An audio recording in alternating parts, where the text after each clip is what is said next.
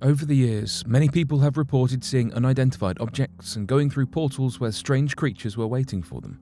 What is especially interesting is how many stories are so similar, making them hard to question. So today, here at Unexplained Mysteries, we'll be taking a look at 3 of these incidents.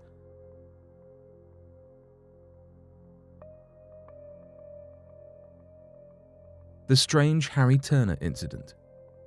Harry Turner, a long-haul truck driver, was traveling from Winchester to Fredericksburg, Virginia, in September of 1979. While driving one night, Harry saw a bright light coming towards him. At first, he assumed it was headlights from another truck, but his whole truck was suddenly surrounded by the light.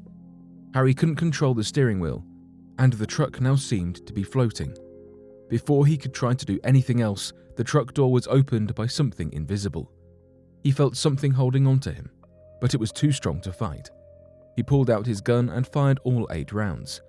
Whatever was holding him down finally let go. After that, he blacked out and has no memory of what happened next.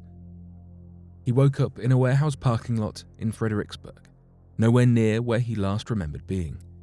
He was still holding his gun, and the empty shells were all around the truck. Although his watch said it was 11:17 p.m., the warehouse clock said it was 3 a.m. He checked his odometer, which showed that he had only driven 17 miles.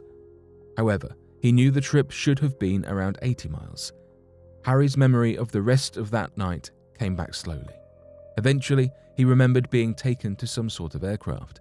He saw strange creatures who were all dressed in white and all had numbers on their heads. He inexplicably had new knowledge of a star system called Alpha Centauri. Many other people have gained knowledge of this same star system after claiming to be abducted as well. After that night, Harry had several more unexplainable experiences. One day, he was approached by 6 of the same creatures who had taken him that night, but he was unable to fight them off and get away. Another time, he claimed that he was suddenly soaking wet, but there was no reason for it. Animals began acting strangely when he got around them, and there was no reasonable explanation for it. One night, while staring at the ceiling in bed, he suddenly realized he could actually see through the ceiling. On another night, he looked over at his wife while she was sleeping, and he could see through her skin. He knew this had to be caused by his abduction. On one occasion, one of the creatures suddenly appeared beside him in his car while he was driving. It scared him so much that he started driving fast enough to be chased by several police cars. He was charged for reckless driving and failing to stop. He explained what happened, but the creature had already disappeared. Harry tried his best to piece all his memories together of that September night, hoping the truth would help him feel more at ease, but he was never successful. He became more and more withdrawn and often had bad thoughts. He knew he would never know what truly happened.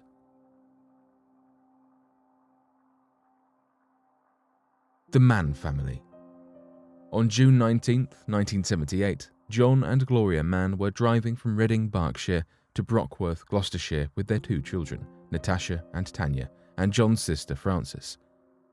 They left around 9:30 that night, and they knew they should have been home by 11 since they had made the trip before. Around 10, they noticed a white light. They knew it wasn't coming from the moon, and it couldn't have been a star. They pulled over, and John got out to see if they could hear anything unusual. A red light came on beside the white one, and it moved towards them quickly. They heard a loud noise as the lights moved, almost like a train. They drove away, but they soon realized they were no longer on the same road as before. John recalled later that he got the feeling that if he had let go of the wheel, the car would have been able to drive by itself. Suddenly, they were in Farringdon, Gloucestershire, but they never remembered seeing the welcome sign like they normally did. They noticed the light behind them again, but it didn't seem to be trying to catch them. It maintained its distance and seemed to disappear whenever they passed by houses. The light had vanished completely by the time they got home. They realized it was now after midnight, although it should have only been 11 p.m. Frances went home, the children were put to bed, then John called the Air Force station to report the UFO. The next day, John tried to find the place where they first saw the light or road they ended up on the night before while driving away from it, but he couldn't find it anywhere. He wondered if they had somehow all been hallucinating, but then he noticed a rash on his chest. After showing his wife, she said she had a similar rash on her arm and leg. He called Frances and found out she had a rash as well. They also had bruises below their right knees, but they didn't know why. Their daughter, Natasha, had disturbing dreams for weeks after the incident. In her dreams, she saw people with strange-looking eyes staring at her. She said someone had taken her parents into a different room. When Gloria tried to learn more about the dreams, Natasha told her that she should already know since she was there. This convinced them that they hadn't been hallucinating after all, and John and Frances went to a hypnotherapist for help. John remembered more of that night once he was under hypnosis. After he left the car, a UFO landed in front of them. 8 creatures wearing silver suits and helmets appeared and got the women and children from the car. A column of light lifted them all off the ground, and they came to a room with several more creatures. They took John to a separate room where he sat in a chair and a bright light was put in front of him. He remembered the creatures examining him, but then he blacked out. When he woke up, he saw 3 of the creatures talking, but they were speaking in an unfamiliar language. One, named Anuxia, began to speak to him in English and told him they wouldn't harm him or his family. John and Frances both recall watching a film that showed them how the creature's planet had been destroyed by meteors. They were hoping to be able to live on Earth in exchange for their technology. They were both given a drink before leaving the ship that would help them forget what happened.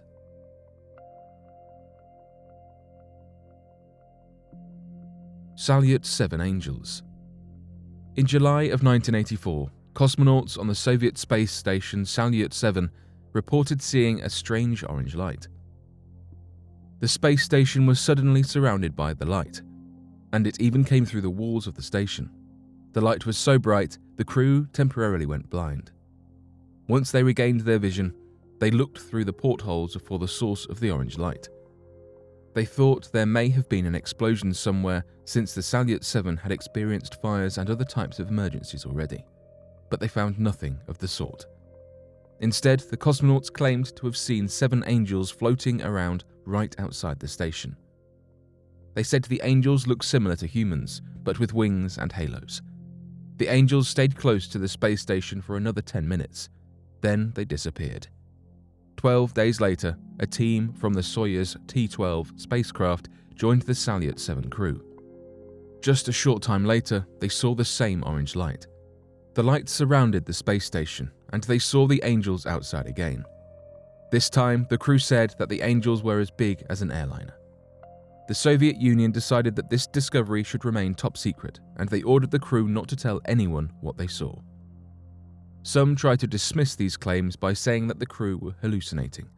After all, they had been in the space station for 155 days when they first saw the angels, so they were stressed and probably exhausted. Some believe hallucinations could have also been caused by a lack of oxygen and pressure fluctuations. But how could they all have the same hallucinations? This also doesn't explain how the second crew saw the angels since they hadn't been there long. It has also been suggested that similar sightings have been secretly reported by many other Russian cosmonauts as well.